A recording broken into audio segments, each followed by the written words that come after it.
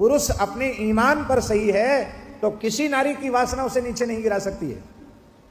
आपको पता है, हिंदू राज्य के सनातन हिंदू राष्ट्र के निर्माता महाराजा छत्रसाल, पन्ना की बात है, आधी रात के समय घोड़े पर बैठकर विचरण कर रहे थे। एक क्षत्रिय परिवार की स्त्री थी, बहुत सुंदरी थी, और वो मन ही मन छत्रसाल के प्रति अनुराग रखती थी, प्रेम रखती थी, पर कोई मौका नहीं मिला था। आज उसने देखा कि तो छत्रसाल ही है, क्यों इतना ऊंचा घोड़ा तो उन्हीं का है, और बहुत ऊंचे थे छत्रसाल। आज के फिट की गणना से यदि हम गिने तो 7.5-8 फिट के थे छत्रसाल। उनके खड्ग रखे हैं, तलवार जिसको वो चलाते थे, 125 मन का तो उनका तलवार है, माने 1.25 कुंटल समझ लो आप, इतनी बड़ी तलवार कैसे उठाते होंगे, कैसा होगा उनका पराक्रम। तो उन्होंने देखा कि एक स्त्री उनके सामने आई है, रो रही है, तो उन्होंने अपना घोड़ा रोका, बोली देवी इस समय छत्रसाल का शासन है, किसने तुम्हें कष्ट दिया है, तुम क्यों रो रही हो। उसने कहा कि मैं आपको पहचान गई, आप ही छत्रसाल हैं, महाराज आप ही हैं, मैं आपसे प्रेम करती हूं, पर मुझे आपसे कभी मिलने का अवसर नहीं मिला, मैं आपके द्वारा आपके जैसा पुत्र चाहती हूं, माने आप हमसे संतान उत्पन्न कीजिए, ये उसने कहा।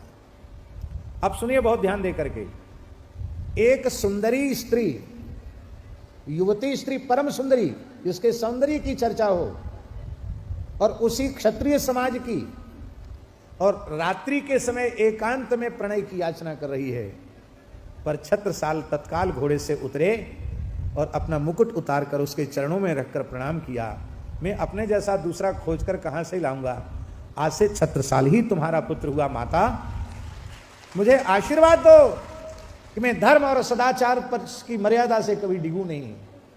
महाराज जी, उस स्त्री की जो काम कलुषित भावना थी वो तो जलकर भस्म हो गई, उसके नेत्रों से प्रेम की जलधार बहने लगी और उसके मन में वात्सल्य जग गया। उसने अपने दोनों हाथ छत्रसाल के सिर पर रखा और कहा, पुत्र यशस्वी भव, विजयी भव, आशीर्वाद दिया। और आगे सुनिए आप बात को, जीवन पर्यंत छत्रसाल ने उसको माता कहकर महल में रखा, नित्य चरणों में सिर रखकर प्रणाम करते थे। ऐसी पवित्र दृष्टि जिन महानुभावों की है, क्या उनके द्वारा नारी जाति अपवित्र हो सकती है क्या? नारी का दोष नहीं है, पुरुष का दोष है, पुरुषों का दोष भी नहीं है, माता पिता का दोष है। माता पिता का भी पूरा दोष नहीं है, धर्म और सदाचार